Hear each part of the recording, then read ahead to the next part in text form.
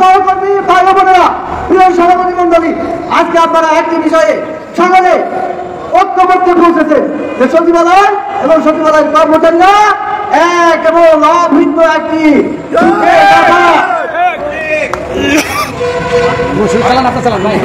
প্রিয় সহকর্মী এবং সভাপতি মন্ডলীর বিরুদ্ধে আমি আজকে আপনাদেরকে জানিয়ে দিতে চাই,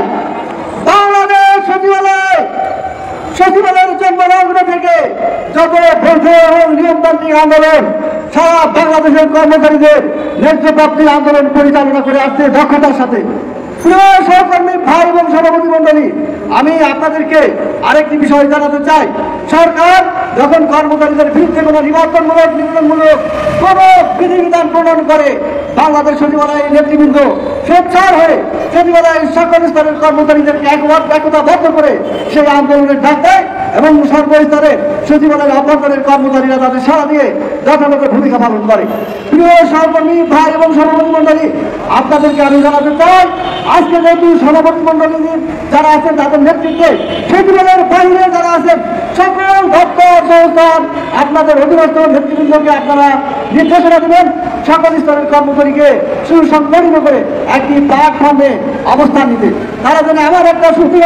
মজবুত অবস্থান গ্রহণ করে, যাতে সচিবালয় থেকে যখন ডাক দেওয়া হয় সচিবালয়ের বাইরে সকল স্তরের কর্মকর্তা কর্মচারী ভাইরা একতাবদ্ধভাবে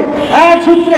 এক অবস্থানে এক অভিন্ন কর্মসূচি পালন করতে পারে। প্রিয় সভাপতি মন্ডলী ভাইরা, আপনারা আমাদের যারা বোনেরা আছে তাদেরকে মেসেজটি পৌঁছে দেবেন। আমাদের বোনেরা সরকারের কর্মচারী অঙ্গনে এক বিরাট অংশ, তাদেরকে রেখে আমরা এই আন্দোলনের কর্মসূচি বাস্তবায়ন করতে চাই না। সে কারণে আমাদের যারা বোনেরা আছে, রাষ্ট্র অ্যাসোসিয়েশন, প্রাইমারি প্রাথমিক শিক্ষক পরিষদ এবং অন্যান্য যেখানে যারা আছে, তারা আমরা যারা রাষ্ট্রের সেবা এবং পরিষেবা প্রদান করে থাকি, সরকারের যাতে কারো আইনের বিরুদ্ধে সোচ্চার ভূমিকা পালন করে, অবৈধ কারো আইন যাতে কেউ গ্রহণ না করে এবং এর শিকারে পতিত হয়ে কেউ যেন চাকরির ক্ষেত্রে হয়রানি বা ক্ষতির সম্মুখীন না হয়। আরেকটি বিষয় আমার নেতৃবৃন্দ বলে গেছেন, আমি বক্তব্য দীর্ঘায়িত করবো না, সেটি হলো সরকার আমাদেরকে নিয়ম অনুযায়ী 2020 সালে একটি পে কমিশন গঠন করা ছিল, কিন্তু যেহেতু সেই পে কমিশন গঠিত হয়নি, আমাদেরকে বিশেষ প্রয়োজন নামে 15% যে বিশেষ সুবিধা দেওয়া হয়েছে, আমরা এই বিশেষ সুবিধা প্রত্যাখ্যান করছি এবং সরকারের কাছে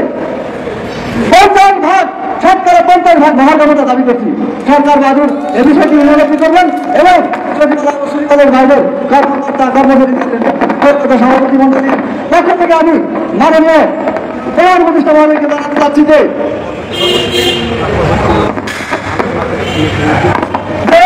এই বিশেষ প্রোগ্রামের অবস্থান করে আমাদের জন্য অবিলম্বে 50 ভাগ সরকার 50 ভাগ মহার্ঘভাতা ঘোষণা করা হয় এবং সাথে সাথে 2020 সালে যেটা আমাদের পাওনা ছিল, একটি 2025 সালের মধ্যেই একটি স্থায়ী পে কমিশন গঠন করা হয় এবং মাননীয় প্রধান উপদেষ্টার পক্ষ থেকে অর্থ মন্ত্রণালয়ের মাননীয় উপদেষ্টার পক্ষ থেকে আমরা ঘোষণা আহ্বান করছি যে 2025 সালে কর্মচারীদেরকে আর না ঠকিয়ে বঞ্চিত না করে তাদের প্রাপ্য পে কমিশন তথা স্থায়ী পে কমিশন বাস্তবায়নের ঘোষণা দিবেন। আপনারা সবাই আমার এই আহ্বানের সাথে দিয়ে আপনাদের সকল অধীনস্থ সংগঠন বৃন্দকে সাথে নিয়ে আপনারা অবস্থানে থাকবেন এবং কেন্দ্র থেকে যে নির্দেশ দেওয়া হবে সকল স্তরে সচিবালয় এবং বাইরে সকল নেতৃবৃন্দ তাদের সহকর্মীদেরকে নিয়ে একসাথে একযোগে সেই কর্মসূচি বাস্তবায়নে আপনারা একতাবদ্ধ হয়ে আমাদেরকে সহযোগিতা করবেন, এই আশাবাদ ব্যক্ত করে সকলে সুস্বাস্থ্য দীর্ঘায়ু এবং এখানে আসার জন্য ধন্যবাদ জ্ঞাপন করে আমার কথা শেষ করছি। আসসালামু আলাইকুম ওয়া রাহমাতুল্লাহ। বাংলাদেশের সরকারি চাকরিজীবীদের জন্য একমাত্র তথ্যভিত্তিক ইউটিউব চ্যানেল এটি। আপনি যদি একজন সরকারি চাকরিজীবী হয়ে থাকেন তাহলে নবম পে স্কেল সহ মহার্ঘ ভাতা সংক্রান্ত সর্বশেষ ও নির্ভরযোগ্য আপডেট পেতে চ্যানেলটিতে লাইক দিন, আপনার মূল্যবান মতামত কমেন্টের মাধ্যমে জানান এবং অবশ্যই চ্যানেলটি সাবস্ক্রাইব করতে ভুলবেন না। ধন্যবাদ।